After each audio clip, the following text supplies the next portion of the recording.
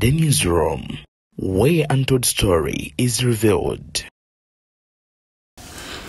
Omuvubuka abadde ku mutimbagano gwa internet ng'asinzirira ku mukutu gwa TikTok nga yeeyitako empaka onono nga badde agufudde mugano okuvoola obwakabaka bwa Buganda kw'oteeka Abaganda okutuwaliza wamu.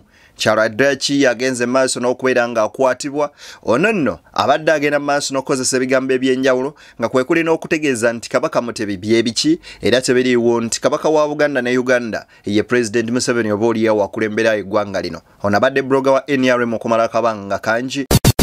Ebuvanjuba nebugwanjuba ewaka wasigalawo ewasinga. Beyond the Newsroom gwe mukutu ogukuleetera ekyo ekisinga katiranga naffe ng'oyita ku noti 771 44 53 ne noti 744 26 45 na bino bikulu tetulanga bafere tetulanga basawo ba kinnansi n'abagwa mu koowe eryo mwebale kutuwagira. Thank you.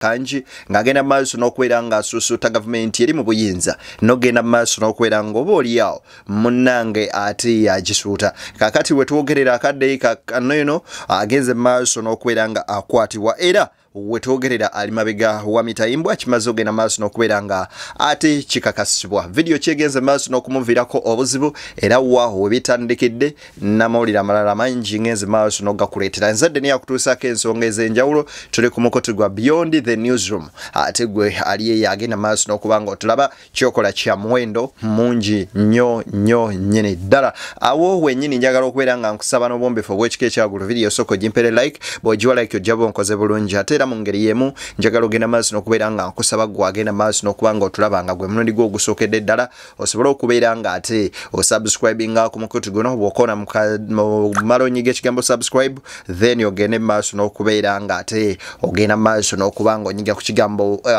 ku kigambo subscribe omala okoone mu kadde okagye mu personalize okasemu all ofune notification naddala ku mboozi zonna ze tuteekayo. Omuvubuka ono yavaayo ne yeegulira erinnya ku mutimbagano gwa internet nga tavumye Kabaka bitooke bye bigwa kwoteeka n'Abaganda era video emu kweza ezisinze okubeera nga zimuviirako obuzibu amaloboozi mangi ne gavaayo lyeno waneeno njagala okubeera nga nkikuwa ogiwulirize tweyongere. Kale ndi Munyarwanda kale ogenda kunkola ki?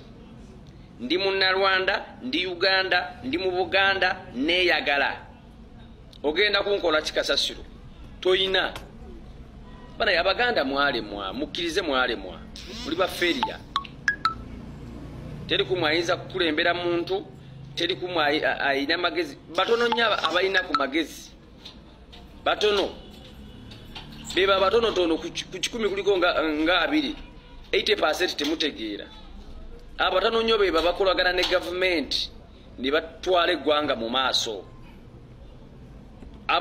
abasulusulu ebiwumba tutu yemwe abagamba nti government eriko tena kyekuyambi ng'okimanyi bulungi tiwatunda n'ettaka lya kitaawo n'oliguza Abannarwanda oba Abawestana saawa eno olowooza nti obukulembeze bwe bannaakyuka ngenda kweddiza ettaka watunda lya kikoma nnyoko.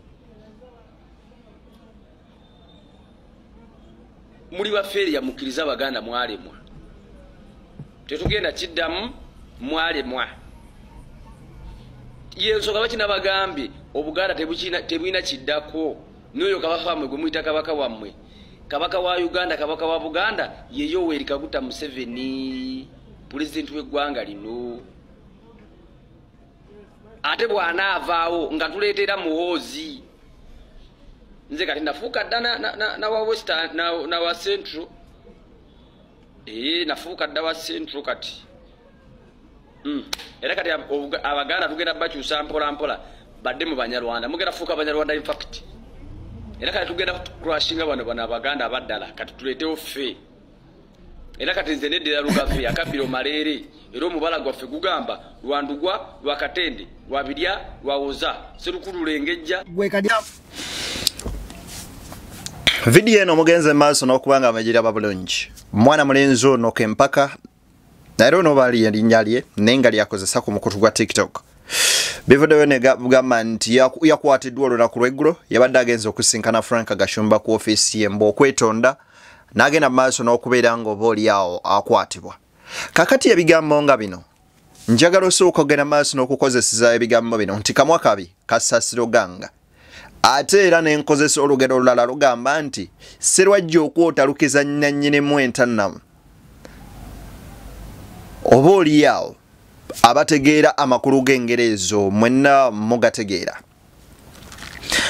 Edda bajjajjaffe baba batunyumiriza bagamba nti gundi eyajjanga omupakasi abantu abo ab'eggwanga eri abo bayitanga abatambula abooluuma bajjanga era bajjajjaffe ne babatemera olw'okuba baali abaabeeranga n'empisa babatemeranga ku mataka gaabwe oba ku bibanja byabwe ne babawaako ebibanja ne bafuuka abatuuze abantu abalungi ne bagenda mu maaso n'okola intermarriage naffe era n'abantu abalala oba oliyaawo kyova olabanga omusayi gwonna mutabike. But Uganda as a whole ffenna tuli bannayuganda era okusinziira ku constitution ya 1962 ekuwa ebbeetu okubeera omutuuze w'eggwanga lyattu Uganda naddala singa constitution eyo baba bagenda okugibaganga bakusanga ng'oli mu ggwanga muno obeera munnayuganda era waliwo emitendera mingi egisobola okufuula munnansi w'eggwanga Uganda newankubadde nga tewalizaalibwamu. Oyinza okujja nobeera e Ugandan by registration, e Ugandan by birth, bazadde bo basobola okujja n'akuzaalira wano nobeera munnayuganda ng'abantu bangi boolaba bwe bagenda mu maaso n'okugenda mu ggwanga lya Amerika ne bazaalirayo abaana baabwe basobole okubeera nga bafuna obutuuze bwa Amerika era ne visa zaabwe ne zifuluma nga b'Amerika kyokka nga bazadde baabwe bonna bannayuganda.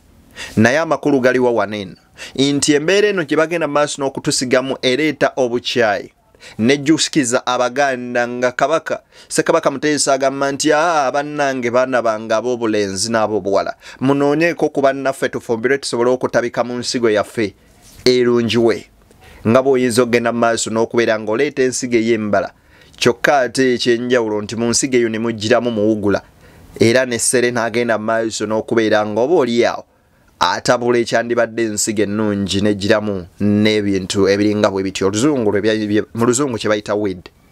Wetwogerera akadde kaneno ng'ono omuvubuka nnatemeza mapega wa misayimbwa ekyokuba nti wagira gavumenti eriko tekikutegeereza agenda maaso nakubeera nga ovoola Buganda lwazi bw'ogenda maaso n'okuvoola Ssaabasajja Kabaka wano nno wetusinzirira mu ngombo yaffe era evuga omubala gwaffe ogw'Abaganda ogugamba nti munnange wendigwa wooligwa newankubadde abamu mugikyamya nti wooligwa wendigwa nedda gw'Omuganda osooka kugwa Kabaka n'alyoka agwa.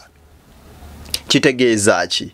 Nti Kabaka baffe bw'aba yatuwa ebbeetu okuba nga twaniriza ne ffenna ne tujja ne tuba Abaganda munywanyi ate era we are entitled okukuuma Ssaabasajja Kabaka n'Obuganda. Kansubire ensonga eyo etuuse bulungi nga tetusosodde mu mawanga ne buli omu asaana w'eggwanga lya munne ekitiibwa n'okuwa abantu n'okusaamu abakulembeze baffe ekitiibwa. Kimanyikiddwa pulezidenti w'eggwanga lino eyasookera ddala yali Kabaka wa Buganda era Ssekabaka Muteesa mwanattu yakola kinene nnyo nnyini ddala okwagala ensi yattu Uganda era ng'agyagaliza ebisinga. Kakati bw'ojja novoola Abaganda n'Obuganda oba ovodde omusingi gwe baatandikirako. Ono nno si ye yekka bangi abazze bakola ebikolwa nga bino. Ne kansooke nkuwa ebigambo bya Luttamaguze. Nawulidde akavubuka akamu kayita Museveni mbu ye Kabaka waffe obuvubuka obwo obutujjolonga wano bungi ate butabani bw'abanoonyi babajja okunoonya n'obudamu naye tebubajja ku mulamwa kubanga tulina abantu baffe abalungi abatali part of us but they are Ugandans, they live in Uganda and they can do better for Uganda.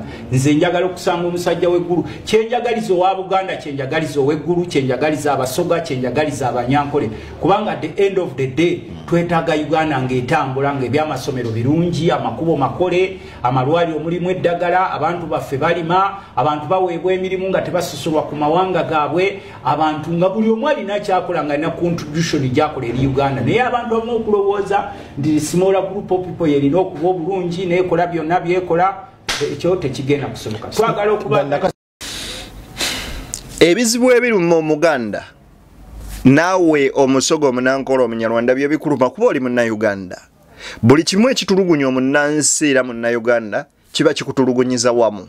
So kakati binene ebijjamu bintu bitini nnyo naye ate nga binene kuba bikostinga kinene. Ekintu ekyaleeta ekitta bantu mu Rwanda kyava wano ku nsonga ezeefaananyirizaako bwe zityo. Ng'olw'okubanga balina amawanga obutakwatagana mu mawanga ne batandika okwetta. Era abantu abasoba mu kakaaga bagenda mu maaso n'okubanga balugulamu obulamu. Ne bafa naye ng'ekibatta it was a tribal war. Eyo ensigo gy'oba oli awo gy'oyagala ogenda mu maaso n'okusiga ate era mu Baganda. Munywanyi, njagala ogenda mu maaso n'okubeera nga nkuwa vidiyo eno owulire nga n'Abaganda batabuse nga nabo bavuddeyo bagamba kino eno bwe tutaakiyimirize banywanyi kigenda beera nga kitusukkako oba oli awo. Wuliriza ate nkuwe n'akatambi lwaki abantu nga bano bavayo ne bakola ebintu ebyefaananyiriza bwe biti. Wuliriza wano. Bwe tuba tulina ekintu ky'omuntu kyonna kye twanyaga obanga waliwo abantu abajja mu Buganda nga tubasibidde muno nti tubaganye okuddayo gye baava nga kyekituwalanya okutandika n'okutunyaga emisana tuko nga tuwulira nga tulaba. Mukama wange baagala kutujjamize. Obwakabaka tetubeerangako batiitiizi era tebalowooza nti okusirika tusirikidde mu bunafu. Tetusobola kubeera nga ffe twasooka okubatizibwa, nga ffe twasooka okusiramuka, nga ffe twabuulira abantu enjiri okutegeera Katonda, nga ffe twasooka okwaniriza omuzungu wano, nga ne Kabaka waffe yasooka okubeera pulezidenti wa Uganda, ne balowooza nti tuli batiitiizi. Omanyi Abaganda balina olugero olugamba bw'onyigiriza ennyo ennyindo munywanyi ate ogizaaza omusaayi. Ate era munnange nti gy'okoma okusonga olunwe mu njuki kyalwaddaaki zisobola okukuluma. Ate era ne bagamba nti oba oliawo okugema kusinga okuvumula. Omuvubuka ono oyinza okulaba ng'ekyokukwatibwa kwe kibi nnyo gy'ali kyotayinza kwagaliza muvubuka yenna. Naye ate kirina kye kiyambyeko nti ate oba oliawo ku bavubuka ab'enjawulo nga ba pressure bazze ne bavuma ne bavuula ne babakwata. Abavubuka nga waliwo Madubala ali mu komera ne guno gwaka lwakuvuma aje n'omuhoozi kaine lugaba ne president kwoteeka mukyala w'omukulembeze w'eggwanga lino. Oba oliawo n'okwogera statement zibagamba nti zivvoola. Kakati gwe owammwe leero naye avuddeyo n'akola kyekimu.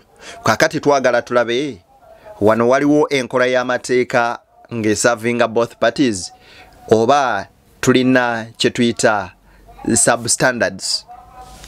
Baganda bange, ebigambo by'omusajja ono nga bwe mubiwulidde bigambo nno bikulu nnyo nnyini ddala. Era Abaganda be bantu be bagamba ab'enkwe, abantu abalina buli kimu, naye ate be bantu abasinga okwagala n'okwaniriza. Kubanga bwe tutunulamuko mu Buganda ye region yagenze maaso n'okubeera nga egatta amawanga gonna era ne bakuŋŋaanira mu Buganda. Ne bwe tutuuka ku lukiiko olutuula Emmengo mu Bulange tujja kusanga munnange nga kuliko n'abakala enjeru nga nabo munnaye batuula Emmengo bulungi nnyo nnyini ddala. Kaakati wuuno akulira Abanyarwanda mu ggwanga lyattu Uganda kyokka atuula ku lukiiko lwa Buganda nga ye Omunyarwanda. Ngenda kuwa ku bigambo bye obiwulirizeeko. Wulira. Amanya yenze Nzaramba Vincent Sebakwiye nga ndi mwogezi wa Uganda ni Banyarwanda community omubano gukulemberwa chairman owekitibwa Kaitana akiikirira Abanyarwanda mu lukiiko lwa Buganda Emmengo ngera omuwabuzi waffe ye Dr. Honorable Mukasambidde.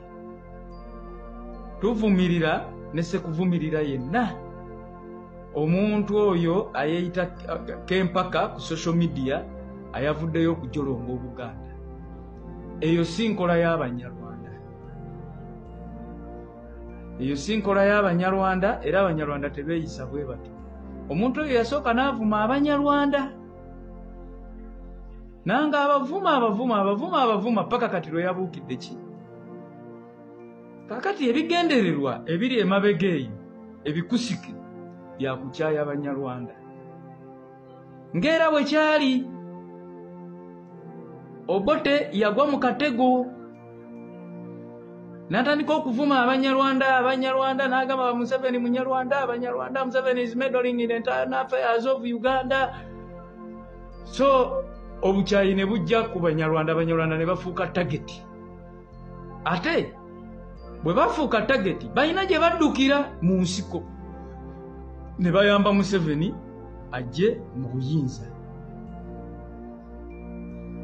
Era ebbanga eryo lyonna bwe Museveni bw'ajja mu buyinza n'akola constitution eya 95 yasooka kunyigiriza Abanyarwanda abaali mu magye badde e Rwanda.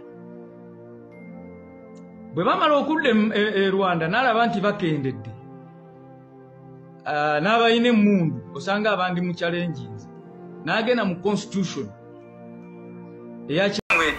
Essawa y'olunaku olwaleero bwe tutunuulira ekigenda mu maaso n'okubeera nga kibonyaabonya eggwanga lya Congo ekigenye emirembe okubeera nga gitebenkana ke kabinja nno ke bagamba nti akaava e Rwanda ne kagenda mu maaso n'okusenga e Congo ne bafuuka abatuuze kaakati nga baagala okugenda mu maaso n'okubeera nga nabo bafuna privileges ezeefaananyirizaako ze zimu n'Abakongo ze bafuna era nga bagamba ne bwe babitiibwa hierarchy kwoteeka n'ebifo eby'amaanyi mu magye n'ebitongole ebirala ebya gavumenti naffe tulina obifunako nga bannansi nga n'Abakongo nabo bagamba nti basajja mmwe mwajja buzzi kuno ne tugenda mu maaso n'okubasenza temuli kitundutundu kuffe banywanyi olwo nno lwafuuka lutalo era oluyinza okugenda mu maaso n'okumaliriza nga gavumenti ekubiddwa ekigwo ate oba oliyawo abayeekera ne bawamba. Eyo nno sijja njagala tubeere nga tugenda wabula njagala ogenda mu maaso n'okuba nga nkuwa ku bintu bino byaliwo era musajja mukulu ono n'akola bw'ati wuliriza yali kisa kya Mukama. Abaganda muli mazzi, Abaganda muli matako, muli embwanye temuza kwogera mufu. Kabaka mutana vaye kwa message kungubaga, katika tana vaye kwa message kungubaga, kabe Bobi Wine. Mwenamba kuna midenga bwe mbogedde. Ne lutamaguzi ne banno mwenamba gwe mama lidde mukabina kano. Temwagala Abaganda mbakuna midde. Mbakuna midde mazimwe. Mugenda kunkola ki mbakuna midde mulinga amazzi mbakuna midde. Bwe tutunuulira ensonga zino yali omugenzi General Tumwine ng'agenze maaso n'okuva mu Lambwensi eno. Abaana bavayo ku TikTok n'emikutu emirala emikwanira wala ne bajaguza okuva kwa mukulu oyo. May his soul rest in peace. Naye bwe bavayo ne bagenda maaso n'okwera nga boogera basinga nnyo okutambuza akatambike ng'agamba police has a right to shoot and kill you. Ebigambo ebyo ne bibaako ensigo gye byasiga mu mitima gy'abantu ne bwe yatuuka okuva mu bulamu bw'ensi eno tebarecognizinga mirimu gye yakola nga y'omu ku basajja baalinga badesigninga uniforms z'amagye nga yali artist omulungi ennyo mu ggwanga eyali recognized era nga awards impetitives yali alina okubeera nga abanaziira ne ze yalina era nga n'ekimujjukirwako ne kaakati akapapula ak' 50 aka green ke tukozesa ye yakadesigninga omugenzi Tumwine yaliwo aliiso limu era ng'agamba eriiso lyange lyavaamu nga nwanirira ggwanga lino. So police has a right to shoot and kill you but right now he's no more. Bwe yava mu bulamu bw'ensi eno bannansi ne bakomyawo obutambi ng'obwo oba oliyo ne balaga obulumi bwabwe bwe baali balina gy'ali bwe bataasobola kulaga nga waali kubanga yali amaze okubalaga nti munnange balina amaanyi era buli kimu kisobola okubaawo. Kaakati musajja mukulu ono n'avayo n'akunamira Abaganda gwe bayita kisa kya Mukama ne Ssaabasajja Kabaka n'amuvoola. N'olunaku olwaleero kisa kya Mukama amaziga gaayiseemu n'ebintu bwe byafiiriddwa bamuwano bwa deputy radis ne babumujjako nga bamugamba ffe tosobola tukulembeza muntu kutuwa muntu atukulembere nga yavoola Obwakabaka n'akunamira ne Ssaabasajja era we twogerera kaakati obulamu bwe bugenze buddobonkana lwa kintu kiri kimu kye yakola.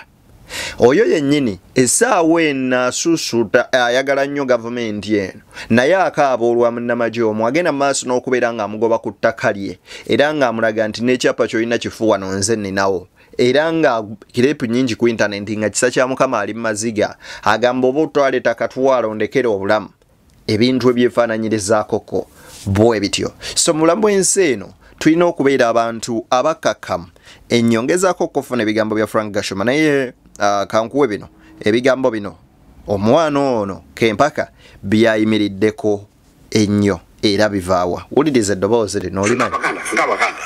We shall crush those enemies. Sabasajja atunde sabasajja mukamwa. But politics is about to mukamwa. No, if you say sabasajja mukamwa, we shall crush.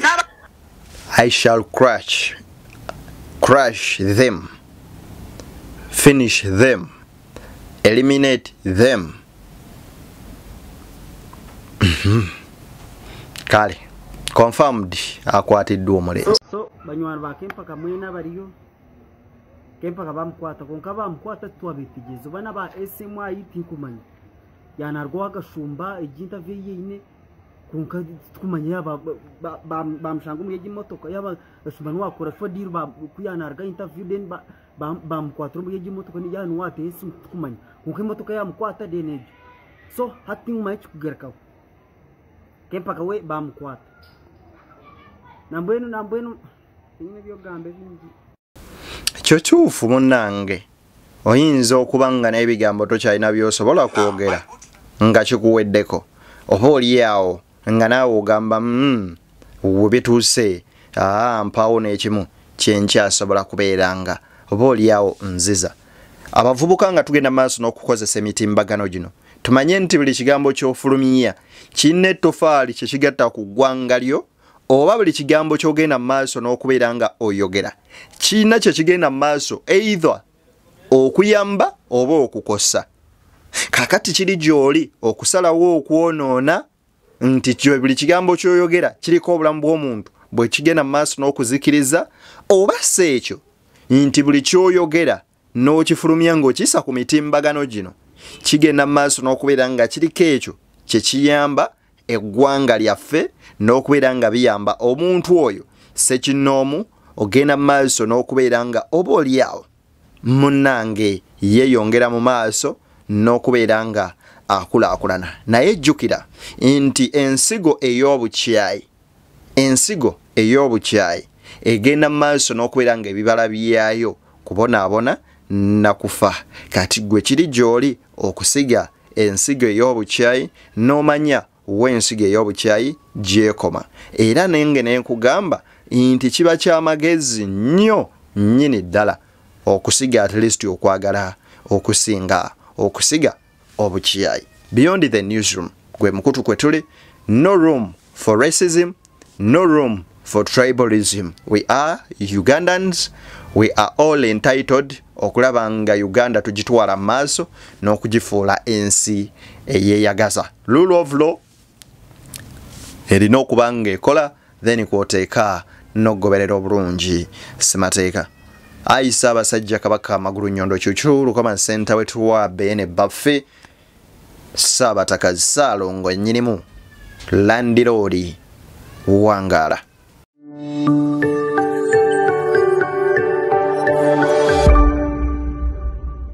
Beyond the newsroom, where untold story is revealed.